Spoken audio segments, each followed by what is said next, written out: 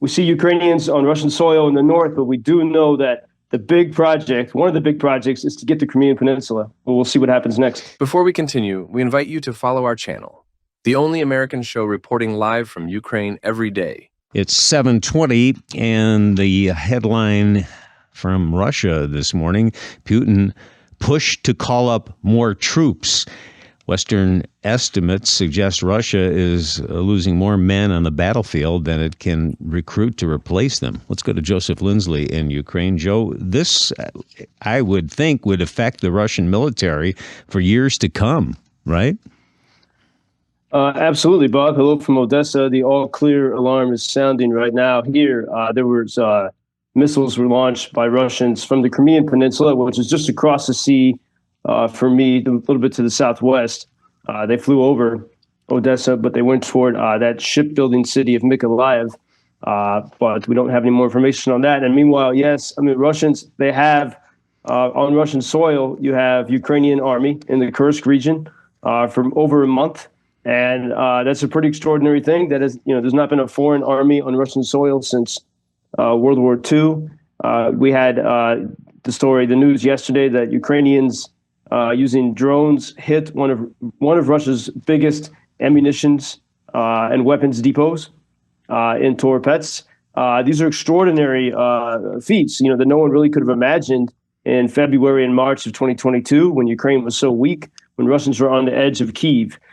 And so I'd say it's a pretty serious situation that Russia has. Still last night, there was a major Russian attack on Kharkiv city. Something like 7 ballistic missiles and a mixture of glide bombs and ballistic missiles, all within about 20 minutes. And some were saying, oh, maybe this is retaliation for that major attack that caused an earthquake, the Ukrainian attack on the Russian weapons depot.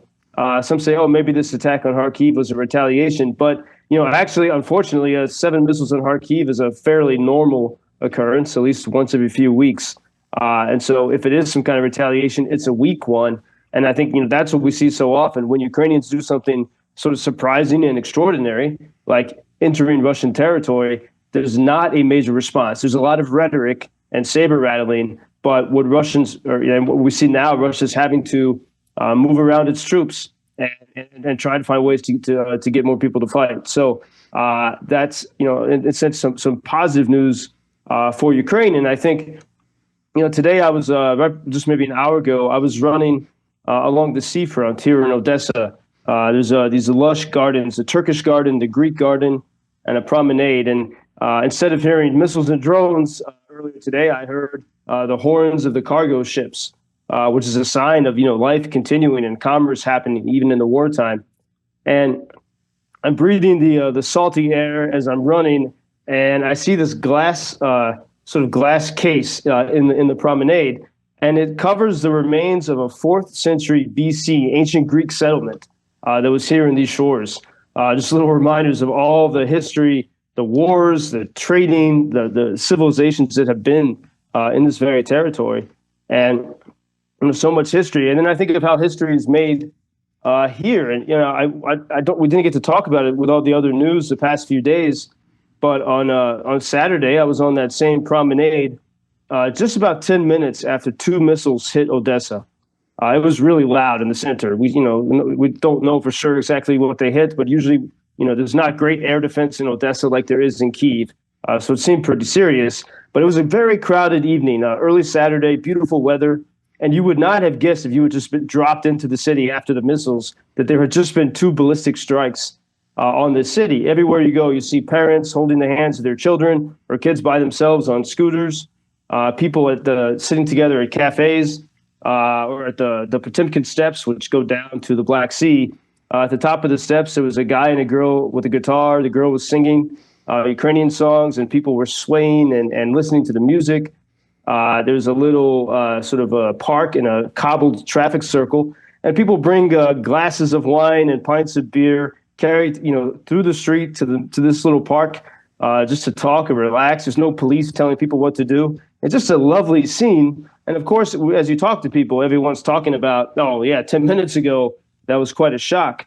But you see this incredible, as I always, describe it, a cheerful defiance here. And then I stopped at this little cafe called Dizengoff, which is named for the Odessan who became the first mayor of Tel Aviv.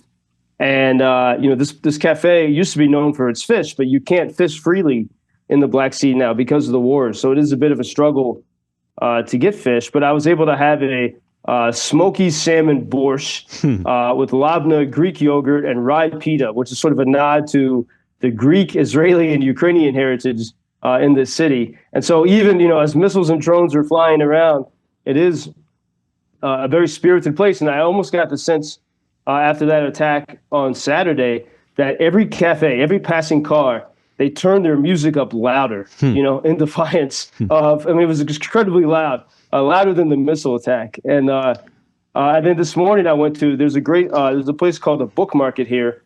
It's a series of stalls under a portico in the middle of a leafy boulevard. And it really should be called the coffee market. Within just one block, there's 8 or 9 craft coffee places where you can get I can have some of the best coffee I've ever had anywhere in the world.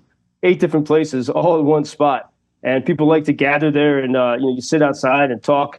And so that is the spirit and feel of this very genteel city, even as it takes some bruisings from the Russians. It's amazing. And whenever you paint those idyllic pictures for us, those scenes, I can't help but think how incredible the people are there, despite the bombings, the missile and drone strikes, to keep their sense of humor, their love of music, and the way they enjoy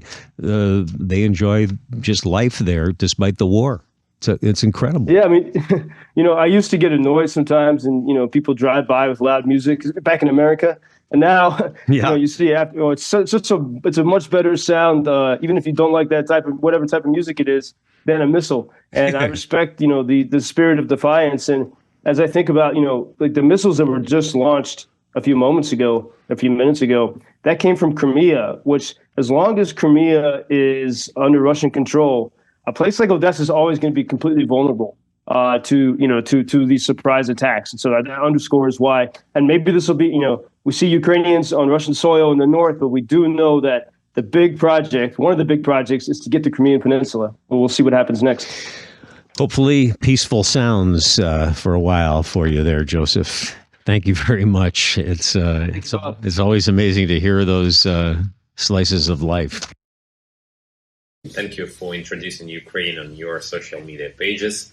That's very important that much more people can get more information about the situation here and how everybody can help Ukraine to stay stronger and to save all the world. Что он сказал? Well, which side are you on? На чьей ты стороне? Come on now. Oh, which side are you on? На чьей ты стороне? Седьмой.